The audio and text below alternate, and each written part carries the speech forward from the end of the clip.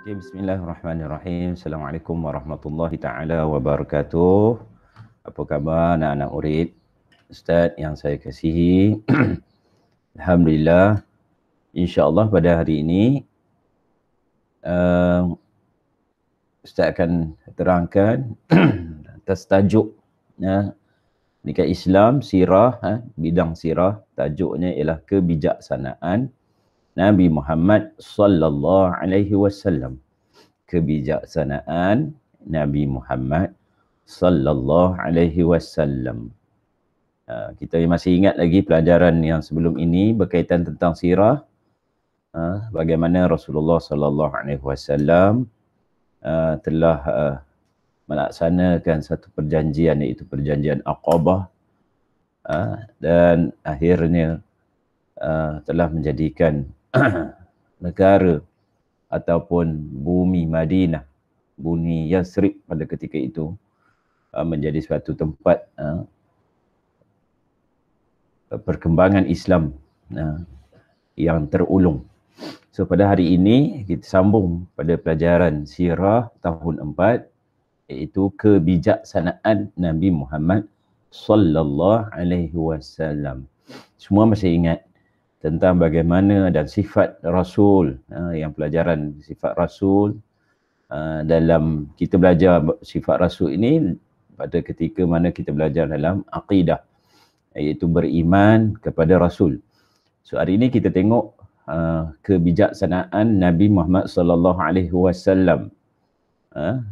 Rujuk pada buku teks muka surat 146 masing-masingnya. Buku teks muka surat 146. Okey, masing-masing dah buka Okey, pada muka surat 146 ini kita lihat bagaimana dipaparkan ataupun dilihatkan dalam buku teks ini tentang satu berita dua murid menjuarai pertandingan matematik peringkat antarabangsa. Matematik peringkat antarabangsa, iaitu peringkat antara peringkat yang tertinggi dalam dunia, iaitu kecerdikan, bagaimana cerdiknya atau banyak mana bijaknya dua orang pelajar yang dinyatakan sini. Apa yang dimaksudkan, apa yang di sebalik ini, kita ialah melihat kebijaksanaan mereka yang telah mengharumkan nama negara. Mereka ialah kebanggaan kita. Adakah mereka itu fatanah? Apa yang dikatakan fatanah? So hari ini kita masuk tajuk sifat Nabi, iaitu yang dipanggil fatanah. Sifat-sifat Nabi. Okey, sifat-sifat Nabi ada 4. Okey, antaranya siddiq, iaitu membenar atau benar, amanah, orang yang amanah, jujur, amanah, fatanah, fatanah iaitu bijaksana. Dan yang keempat ialah sifat bagi Nabi ialah tabligh, iaitu menyampaikan. Siddiq, amanah, tabligh, fatanah. Siddiq, amanah, tabligh, fatanah. So kita tengok hari ini berkaitan tentang fatanah. Apa dia katakan fatanah? Sebab kita tengok tadi kebijaksanaan. Bijaksana itu dalam bahasa Arab dipanggil fatanah. Okey, fatanah yang maksud bijaksana, berakal budi dan pandai. Berakal budi dan pandai. Dalam istilah lain, bahasa kita sekarang panggil, ataupun dalam bahasa Inggeris panggil genius lah. Genius. Orang yang bijak, pandai, yang cerdik, yang hebat. Okey, di kalangan kita pun, kita mesti berusaha untuk menjadi orang yang genius, yang bijak dan pandai. Okey, Nabi Muhammad sallallahu alaihi wasallam sentiasa menggunakan kebijaksanaan baginda dalam kehidupan dan berdakwah. Bijaksananya Rasulullah dalam mentadbir, berdakwah dan menyampaikan Islam. Okay. Ini adalah sifat pada Nabi. Sifat yang perlu ada pada Nabi. Manakala kita kena ingat, tengok pada contoh daripada ataupun nota kaki di bawah itu, para rasul, iaitu setiap rasul mempunyai pemikiran yang kritis. Mereka hebat untuk berfikir. Mereka dapat merancangkan strategi dakwah dengan berkesan. So, itu adalah sifat yang ada pada rasul. Dan sifat ada pada rasul ini juga kita mampu untuk usahakan dalam diri kita agar kita ini menjadi orang yang sentiasa menjadi bijak melaksanakan sesuatu perkara, dalam kehidupan seharian kita. So, Rasulullah adalah contoh teladan yang baik bagaimana bijak Rasulullah untuk menangani ataupun melaksanakan tanggungjawab dan tugas dia. So, itu adalah yang dipanggilkan, yang dimaksudkan dengan fatonah, iaitu bijaksana. Bijaksana. Terlihat muka surat 148. Buku teks 148. Ini adalah beberapa kisah. Daripada ratusan kisah yang menunjukkan tentang bijaksananya Rasulullah sallallahu alaihi wasallam. Anda kena ingat, kebijaksanaan itu adalah sifat yang ada pada Rasul itu sendiri. Okey, kalau kita lihat pada muka surat 148, 148, iaitu bagaimana yang peristiwa yang pertama yang diceritakan dalam buku teks ini ialah bagaimana peristiwa perletakan batu Hajarul Aswad. Perletakan batu Hajarul Aswad. Pernah dengar perkataan Hajarul Aswad? Hajarul Aswad ialah satu batu yang istimewa. Yang dikatakan turun daripada syurga. Yang diletakkan daripada satu sebahagian daripada juzuk ataupun sudut yang ada pada Kaabah. Okey. Nabi Muhammad sallallahu alaihi wasallam mencadangkan agar setiap pembesar kabilah memegang setiap bucu kain untuk meletakkan Hajarul Aswad di tempat asalnya. Tindakan tersebut dapat meleraikan pertelingkahan dalam kalangan kabilah Arab. Asalnya Kaabah yang telah siap sempurna oleh Nabi Ibrahim alaihi salam, masa zaman Nabi Ibrahim alaihi salam. Pada zaman Rasulullah ada satu peristiwa, iaitu banjir. Yang akhirnya Hajarul Aswad, salah satu daripada juzuk ataupun bahagian daripada Kaabah itu telah runtuh. Maka jatuh batu yang dianggap istimewa itu di kalangan kabilah-kabilah Arab merasakan bahawa mereka lah yang hebat. Maka bertelingkahlah siapa yang selayaknya meletakkan batu itu ke tempat asalnya. Maka di sinilah satu pemikiran yang menyatakan bahawa janganlah bertelingkah. Kita tanyalah orang yang paling awal hadir ke dalam ke kawasan Kaabah itu sendiri. Maka tidak lain dan tidak bukan orang yang sentiasa selalu hadir awal, bangun awal, pergi berhadapan dengan Kaabah pada setiap hari ialah Nabi kita, junjungan besar Nabi Muhammad sallallahu alaihi wasallam. Maka ditanyakan oleh ketua-ketua kabilah itu bagaimana nak menyelesaikan masalah, nak meletakkan siapa yang selayaknya untuk meletakkan Hajarul Aswad itu sendiri. Maka secara tidak langsung Rasulullah sallallahu alaihi wasallam menunjukkan kebijaksanaannya pada ketika itu agar tidak berlaku pertelingkahan ataupun pergaduhan di antara kaum-kaum Arab. kaum-kaum kabilah-kabilah Arab ini sendiri, maka mereka baginda Rasulullah sallallahu alaihi wasallam menghamparkan serbannya ke atas bumi atau ke atas lantai, dan diangkatnya batu Hajarul Aswad itu ke atas serbannya, hamparannya itu. Maka diminta semua ataupun setiap kabilah memegang setiap bucu daripada hamparan tersebut dan diangkat dan dibawa ke tempat asal Hajarul Aswad, iaitu di penjuru ataupun di salah satu sudut yang ada di kawasan Kaabah. Maka bila diangkat macam tu, semua kabilah sama-sama ikut sahaja apa yang telah ataupun yang telah dicadangkan oleh Rasulullah sallallahu alaihi wasallam.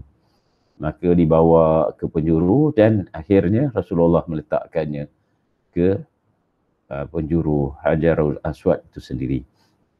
Ini menunjukkan betapa dengan peristiwa itu kabilah-kabilah, antara kabilah itu tidaklah berlaku pergaduhan. Tidak berlaku pergaduhan. Ini adalah antara bukti. Ini satu daripada banyak cerita-cerita kisah berkaitan tentang kebijaksanaan Rasulullah sallallahu alaihi wasallam berhadapan dengan masyarakat Arab Rasyid. Itu satu daripada cerita tentang kebijaksanaan. Tertera di surat 148 itu sendiri, iaitu bagaimana Rasulullah sallallahu alaihi wasallam menggunakan kebijaksanaannya dalam merancang strategi ketika peristiwa hijrah. Ketika peristiwa hijrah, iaitu strategi berhijrah Nabi Muhammad sallallahu alaihi wasallam dari Mekah ke Yathrib ataupun di kota Madinah. Okey, kalau kita lihat muka surat 148 itu tertera Nabi Muhammad sallallahu alaihi wasallam tidak menggunakan jalan biasa yang digunakan oleh masyarakat Arab untuk berhijrah ataupun perjalanan daripada Mekah ke Madinah. Nabi Muhammad sallallahu alaihi wasallam menggunakan jalan lain dengan bantuan Abdullah bin Uraiqid, iaitu seorang yang bukan beragama Islam. Kalau kita lihat di sini dipaparkan ataupun ada di sini gambaran bagaimana perjalanan Rasulullah SAW secara bersilang sehinggalah menuju ke kota Madinah ataupun Yathrib. Strategi ini adalah strategi bagaimana nak melindungi diri daripada dijejaki musuh, iaitu orang kafir Quraisy pada ketika itu yang memburu dan nak membunuh Rasulullah sallallahu alaihi wasallam. Maka strategi yang digunakan ialah menggunakan kepakaran dalam perjalanan itu sendiri, menggunakan seorang yang bukan Islam pada asalnya, Abdullah bin Uraiqid ni, untuk bersama menuju Rasulullah sallallahu alaihi wasallam pada ketika hijrah. Beliau bersama dengan Abu Bakar As-Siddiq dan Abdullah bin Uraiqid. Maka dia bergerak daripada Mekah ke Madinah dalam cara bersilang. Kita lihat perjalanan yang ada dalam buku teks itu sendiri, ada paparan bagaimana kita lihat silang ke silang hinggalah sampai ke Madinah. Ini adalah sebagai salah satu juga strategi kebijaksanaan Rasulullah sallallahu alaihi wasallam mengatur strategi pergerakan atau perjalanan Rasulullah sallallahu alaihi wasallam ke kota Madinah itu sendiri. Dan pada kisah yang ketiga menunjukkan kebijaksanaan Rasulullah sallallahu alaihi wasallam itu sendiri ialah, iaitu apabila dapat mampu ataupun mempersaudarakan kaum Aus dan Khuzraj. Kaum Aus dan Khawarij. Kaum Aus dan Khawarij, iaitu kaum Ansar. Kaum Muhajirin dan Ansar. Setelah berlaku berhijrah, Nabi Muhammad sallallahu alaihi wasallam mempersaudarakan kaum Muhajirin dan Ansar. Dan pada peristiwa ini, kalau kita ingat, iaitu di bumi Yathrib ini terdapat banyak kaum. banyak kabilah-kabilah yang antara satu sama lainnya mereka ini tidak bertegur sapa ataupun kadang-kadang pun bergaduh begitu. Tapi apabila datangnya Rasulullah bawa Islam yang menyatukan umat, kata Rasulullah sallallahu alaihi wasallam dalam salah satu sabdanya yang maksud pada ketika ini dan saat ini tidak ada lagi kaum-kaum yang hanya ada ialah persaudaraan Islam, iaitu Muhajirin dan Ansar. Muhajirin ialah mereka yang berhijrah bersama Rasulullah sallallahu alaihi wasallam dari kota Mekah ke Madinah, dan Ansar ialah seluruh penduduk Yathrib pada ketika itu. Tindakan Nabi Muhammad sallallahu alaihi wasallam itu menjadikan semua kaum muslimin bersatu padu dan digeruni oleh musuh, dapat menyatu padukan kaum pada ketika itu. Kisah bagi keempat iaitu membentuk piagam Madinah. Ini juga adalah menunjukkan kebijaksanaan Rasulullah sallallahu alaihi wasallam. Antara perjanjian pertama ataupun lembagaan pertama dalam atas muka bumi ini, antara yang tertulisnya ialah perjanjian ataupun piagam Madinah. Piagam Madinah. Apabila Nabi Muhammad sallallahu alaihi wasallam sampai di Madinah, Nabi mewujudkan satu piagam iaitu perlembagaan taat setia. Kalau kita rukun negara lah, yang mengandungi prinsip penting iaitu hubungan penduduk antara penduduk Madinah itu sendiri. Bagaimana mereka nak membangunkan negara ataupun Madinah itu sebagai suatu tamadun Islam yang ulung. Mesti ada perlembagaan dia, kesetiaan terhadap perlembagaan tersebut. Maka di sini menunjukkan kebijaksanaan, antara kebijaksanaan Rasulullah sallallahu alaihi wasallam yang dipersetujui oleh seluruh ketua-ketua kabilah, sama ada kaum daripada kaum Ansar dan juga kaum Muhajirin. Akhirnya dapat membina Madinah Yathrib sebagai satu Madinah ataupun bandar yang hebat, yang ulung, dan ditakuti oleh musuh-musuh Islam pada ketika itu. Dan dipaparkan juga pada muka surat 149 ini satu lagi ialah tentang usaha yang unggul, bagaimana Rasulullah sallallahu alaihi wasallam merupakan usahawan, usahawan yang unggul, iaitu yang berjaya baginda diamanahkan mengurus perniagaan milik Sayyidatina Khadijah. Dengan kebijaksanaan dan kejujurannya dalam perniagaan, baginda memperoleh keuntungan yang lebih berbanding dengan usahawan yang lain. Ini adalah sebagai salah satu contoh bijaknya Rasulullah dalam melaksanakan kehidupan seharian. Kita pun perlu menggunakan akal fikiran yang Allah berikan kepada kita agar kebijaksanaan ini dapat dijelmakan dalam melaksanakan apa sahaja perlakuan dalam kehidupan di rumah, bagaimana kita menggunakan masa di rumah ketika mana PKP ini, banyak masa kita di rumah, bagaimana kita bijak untuk menguruskan masa. Ada ketikanya belajar, ada ketikanya kita bolehlah untuk nak bermain, ada ketikanya boleh nak menonton televisyen. Namun begitu, pelajaran jangan ditinggal. Orang yang bijak, dia tidak akan meninggalkan pelajarannya. Orang yang bijak, dia tidak akan sentiasa bermain sahaja. Orang yang bijak, dia akan pandai menguruskan masa. Okey, so ini adalah yang perlu kita hadapi dan pelajari. Fatanah, iaitu sifat bijaksana. Bijaksana. Okey, kalau ada apa-apa persoalan,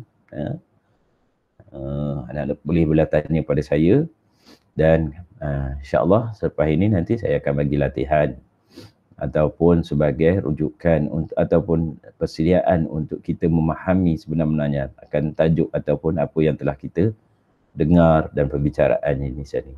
Ya. Wallahu ta'ala a'lam. Mudah-mudahan kamu semua dapat faham. InsyaAllah kita jumpa lagi. Assalamualaikum warahmatullahi ta'ala wabarakatuh.